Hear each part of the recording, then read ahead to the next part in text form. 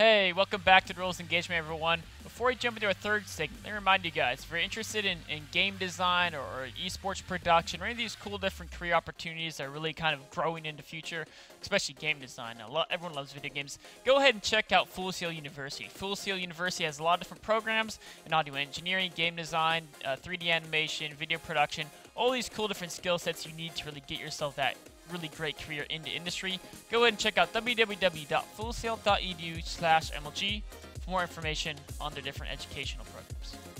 Our third segment of the day is going to be a TvT with Polt versus Taeja. So we're going to talk about basically some Hellbat drops. We're going to talk about how to avoid being contained.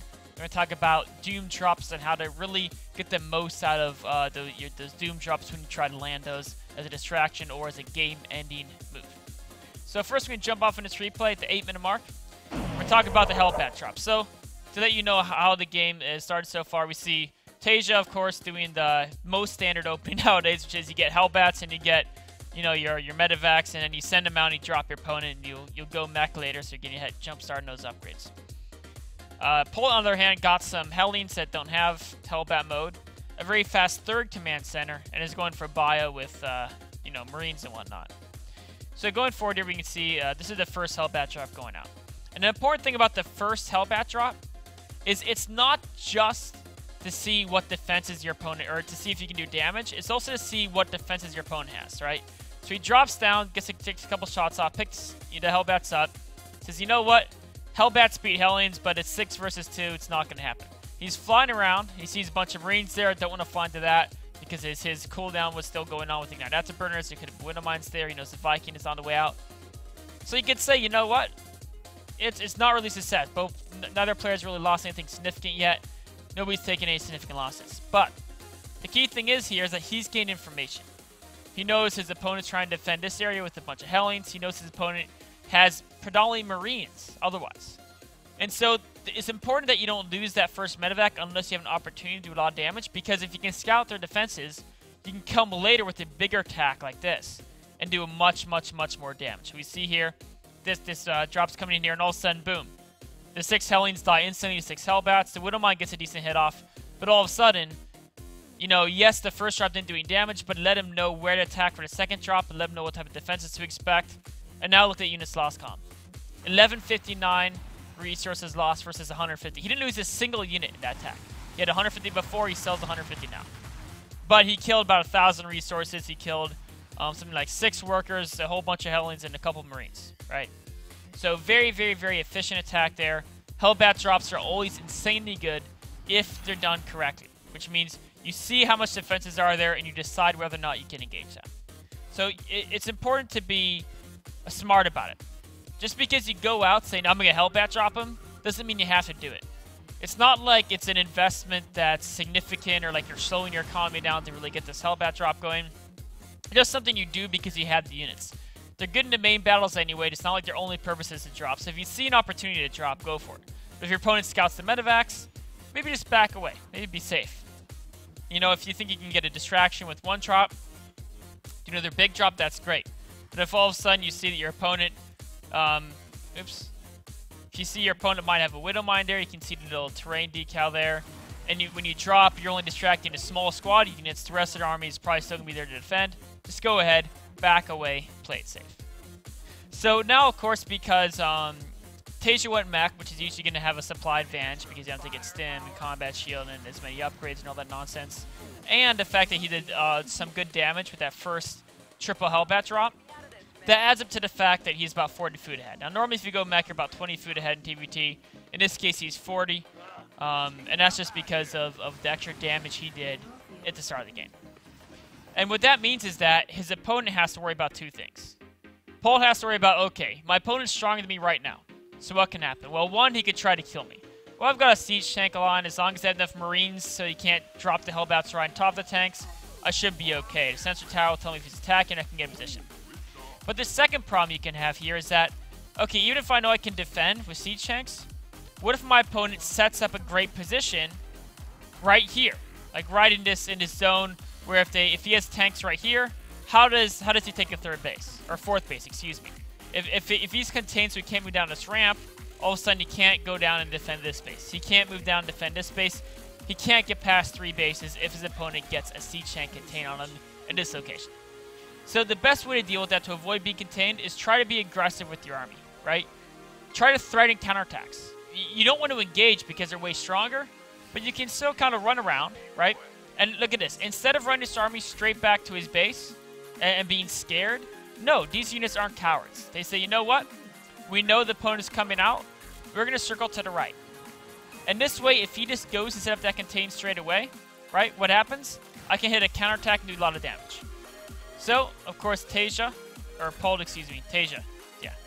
Taeja has a sensor tower. He sees some units coming here. He says, okay, maybe there's a big threat. I don't want to be stuck in a base race against a bio player because he's more mobile.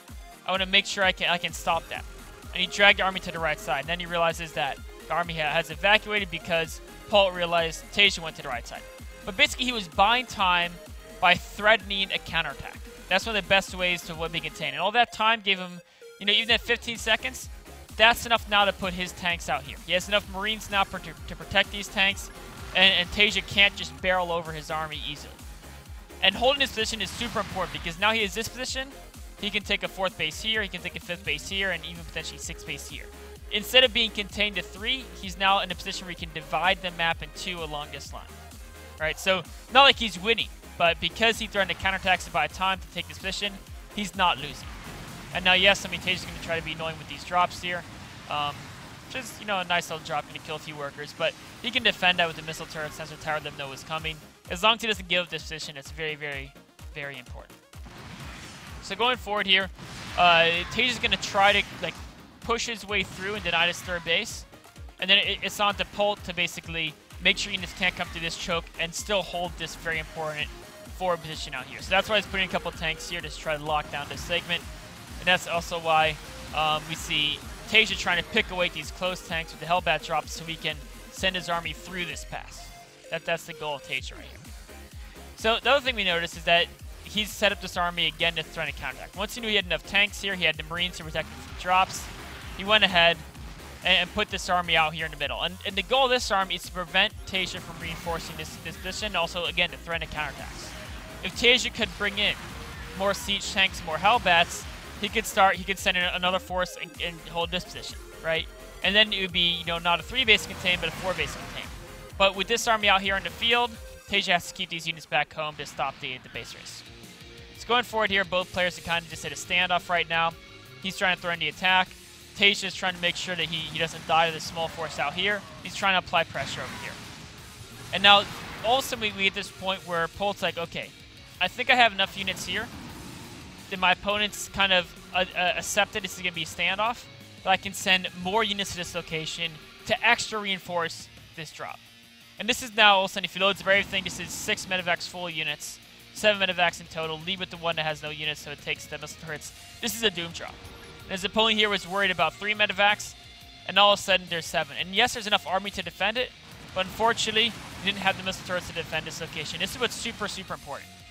If you're doing a doom drop, right, one thing that will often happen because you're fighting inside your opponent's base, you're going to be in a situation where you have this base that works against the opponent. If you look at it right now, this area right here is like the smallest choke point possible, right? And because that's such a small choke point, what we have is we can have the red forces, we'll say, actually, no, I should use different colors. If Polt with his drop can just push his forces in here, right? Oops. No, this is not good. It's going to be a hard time. There we go. If he can push his forces in this way and basically take a location right here, all of a sudden he can have a giant spread of bio fighting against Hellbats and tanks that are coming up, you know, 1 or 2 at a time through this angle, right? And so it's very, very favorable towards Polt. Now, Taeja ideally would recognize this, and he would have put a couple siege tanks right here. But unfortunately, he wasn't able to get a couple siege tanks in that zone. So we're going to see a very, very favorable trade for Polt because he's recognized, you know what? I don't have to run from this army. Yes, it's bigger. Yes, they'll probably eventually push me out. And sometimes, if it was in a good position, I'd want to kite backwards and just snipe these missile turrets, snipe the armory, and try to be annoying. But in this specific position, because of the way the position works, where these tanks are all bottled up here, I can just barrel him over. right? And all of a sudden it's 8 Marauders fighting versus 2 tanks at a time. And that's because there was no, he didn't send these 3 tanks really should have gone here and sieged up. And because of how threatening that drop was, because of the positioning, all of a sudden Taeja had to send the Hellbats and Vikings back home. And because he had to send the Hellbats and Vikings back home, these tanks are now vulnerable. If Polt realized these Hellbats and Vikings went home, which he realizes now, but if he realized it earlier, he could have gone ahead and killed all these tanks by just dropping on top of them with his bio army. But, that's what taking a scan, with taking a little bit of extra tension. As is, though, this counterattack was able to break the contain because Taeja had to give it up. It was a really cool move. He's traded very cost efficiently there. But you can see he actually has a supply advantage against an opponent who was ahead of him in supply the entire game, has a massive bankroll because of just being ahead in general. And now all of a sudden, it's actually Polt who has the supply advantage. But it's still relatively even. Both players are on 4 bases. Polt's able to take this up. He can transfer SCVs pretty soon. There they're going right now. 4 bases to 4 bases. Both players are going to be able to remax. In fact, Taeja has a slight econ advantage, or slight bank advantage. He has more money in the bank. But it's basically even game. Now this is what's super, super important. This is what can absolutely determine a game. I've seen so many TvTs determined like this. If you're ever moving out in TvT, always, always, always know where your opponent's army is. If you don't think you can win a base race, so if you're TvT, if you're playing tier versus other matchups, it's not that important because you can always just base race, win all the base races. But in TvT, you might not. And if you move out to attack this way, and you miss the fact your opponent went the other way, you don't have enough to defend a base race. All of a sudden, you're a base race situation, and now you're probably going to lose. Because your opponent is killing you. Can you kill them? Yeah, I mean, you have to try, right? But this is a very hard army to break. Tanks in addition, Marines were there to stop the Hellbats, and that's a good game, right? Because, let me just back this up a second ago. He was totally dead back at home because he didn't have enough units, right? Anything that rallied out would be instantly killed. He's got 4,000 minerals, 700 gas in the bank, but he can't use it to build anything. His opponent's on 4 bases, and he can't break it, so that's game over. That's super, super, super important. Always know where your opponent's army is if you're not positive you can win a base race. If you're Zerg going Mutas versus Protoss, you don't have to know where, ideally you still know where it is, so you know where to harass, right, where to attack. But, worst case, you get caught off guard, they attack you, you just base race, right? Same thing, Terran versus Protoss. If your army's out on the map, and the Protoss attacks you, you just base race and you're going to win. But in TvT, especially if you're going bio, especially if you're going Mech versus bio, base race is usually favored a bio player. You really want to avoid that. Just always know where their opponent's army is. If you're going to move out to try to establish a contain position on the left side, like we saw Taeja do, just scout the right side, make sure the army isn't pushing down the right side. If it is, if they back up, you may have to make sure your rally's in position where they can defend. You have to do something to make sure you're not stuck in that base race situation. So a quick recap of a couple important things in this game. One thing is use Hellbats. They're very good. I mean, you can play a bio game. We saw Polt won this game of bio, but most of the pro gamers are switching to Hellbat usage because staff for stat, they're the best team in the game. Plus, the kill worker is great. So they're like the best combat unit in the game, and they're one of the best harassing units in the game as well when combined with medevac. So go ahead, try out Hellbat drops. Remember, don't force those drops.